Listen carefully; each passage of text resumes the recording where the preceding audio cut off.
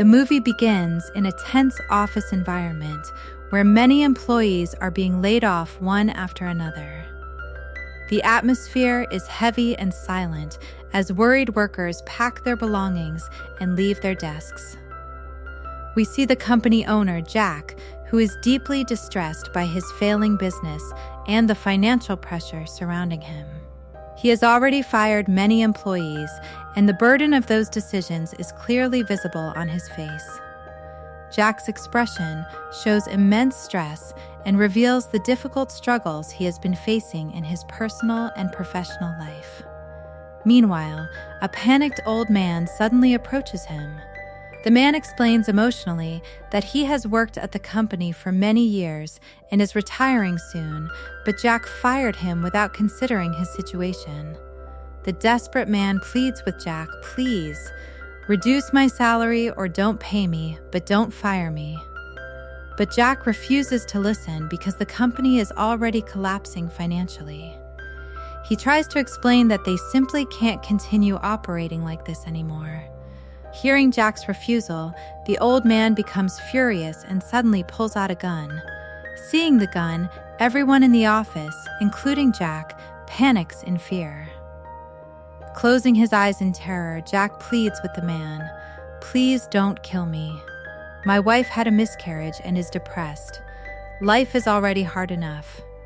If I die, she will die too." As he says this, there is a long and terrifying silence in the room, followed by a loud gunshot. Blood suddenly splashes onto Jack's face. When he opens his eyes, he sees that the old man has taken his own life.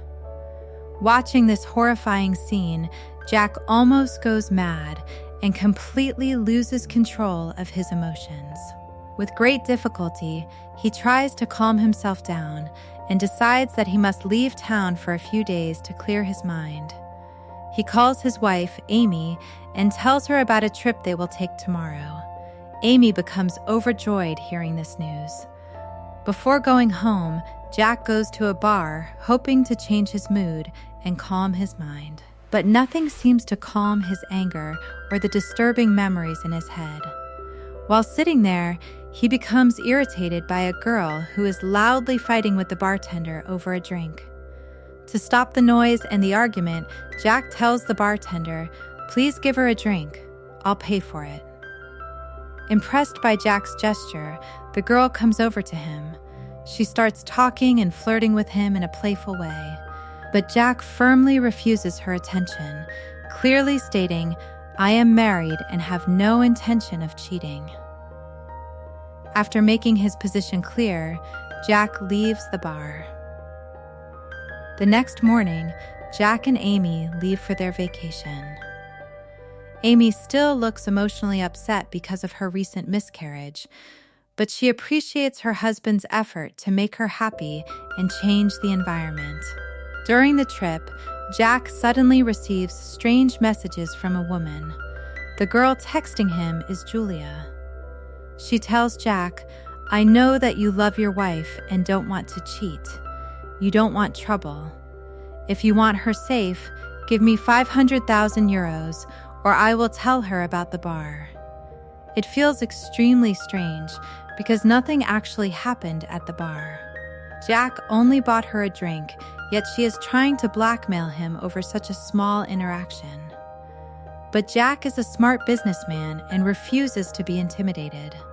He replies confidently, "My lawyer will deal with you." Then he turns off his phone, not realizing that Julia has sent several more threatening messages. Instead of worrying about it, he focuses on spending time with Amy. Later, they arrive at their hotel and spend a peaceful night there. The next morning, they go for an exciting hot air balloon ride. The operator informs them that another passenger will be joining them, so they wait for her arrival. When she finally arrives, Jack is shocked to see that it is none other than Julia. The balloon immediately takes off into the sky. At first, everything seems calm and peaceful, and Jack tries to remain relaxed. But he slowly becomes uneasy when Julia begins casually talking to Amy. It is strange that Julia seems to know so much about their personal lives, or perhaps Jack unknowingly shared too much information at the bar. She even knows about Amy's miscarriage. Jack becomes very protective, but Julia seems to be cleverly taking advantage of this situation. Amy begins to notice that Jack has been acting strangely ever since Julia arrived. After a few moments, Amy asks Julia to take their picture. Julia agrees politely, and then she asks Jack, "Can you take a picture of me?" She hands him her phone. On the phone screen, she has typed a threatening message saying, "If you don't pay me, you will regret it." But Jack completely ignores the message and simply takes her picture. This makes Julia extremely angry. Julia stops pretending to be polite and confronts Jack loudly, saying, "Enough! You must pay me, and this must be settled now." Amy becomes confused and asks, "What money?" Before Julia can respond, Jack quickly tells Amy, "Ignore her. She is crazy. She made a scene at the bar. I asked the bartender to give her a drink, and now she is blackmailing me." Amy becomes angry and scolds Julia, saying, "Shame on you for blackmailing him." Julia replies coldly, "Your husband should be ashamed. He came on to me. He got close to me, and I even have proof. He has a birthmark on his chest." Amy becomes shocked because Jack truly has that birthmark. She begins looking at Jack suspiciously. Jack quickly explains, "She probably saw my shirtless beach photos on social media." He confidently tells Julia, "You can't blackmail me." Julia suddenly becomes silent, as if she has been caught lying. Since blackmailing doesn't work, she suddenly steals the operator's knife, points it at Jack, and demands, "You must pay me." The operator becomes terrified and quickly calls the base station for help. Before he can say anything, Julia suddenly stabs him. Jack immediately attacks Julia from behind to stop her. He pins her against the basket, and the operator helps Jack try to take the knife from her. However, Julia violently resists, and during the struggle, the knife accidentally cuts the gas pipe. The leaking gas causes the burner flame to flare up, and Julia catches fire. The operator quickly shuts off the gas supply, and they throw clothes over Julia to extinguish the flames. Because of the gas leak, they cannot turn the burner back on, which means the balloon is now out of control. Another way to control the balloon is by opening the top vent using a rope, but the rope was burned earlier and is now out of reach. Gradually, the balloon rises to a dangerous height where oxygen levels become low. They start feeling sick and dizzy, and they even fear that a plane might collide with them at such an altitude. The operator bravely risks his life by climbing up to grab the vent rope. But before he can reach it, Julia wakes up and violently pushes him down, killing him instantly. Soon after, everyone loses consciousness due to the lack of oxygen. The balloon continues rising higher. Jack faints completely. Amy panics but realizes she must bring the balloon down despite her dizziness. She climbs upward like the operator did earlier. After great effort, she finally reaches the rope, pulls it, and ties it. The upper vent opens and the balloon slowly begins to descend. Jack wakes up as the oxygen level improves. The first thing he does is tie Julia's hands and feet to stop her from attacking again. He realizes Amy is angry because she believes Julia's accusations. Jack explains, "You are being unfair. She must have seen the birthmark when she stalked me online." He even shows Amy a photo of himself displaying the mark. Seeing this, Amy slowly begins trusting Jack again. Distracted by the conversation, they fail to notice they are dangerously close to the mountains. The balloon is about to crash. Since the burners are not working, they cannot steer properly. To reduce weight, they start throwing items overboard so the balloon rises and avoids the mountains. Unfortunately, it doesn't help much. The balloon tears slightly after hitting a peak. Luckily, it drifts away from the mountains despite the damage. They see Julia lying in pain. Amy kindly gives her water. Despite her injuries, Julia still insists that Jack must pay her because he wronged her.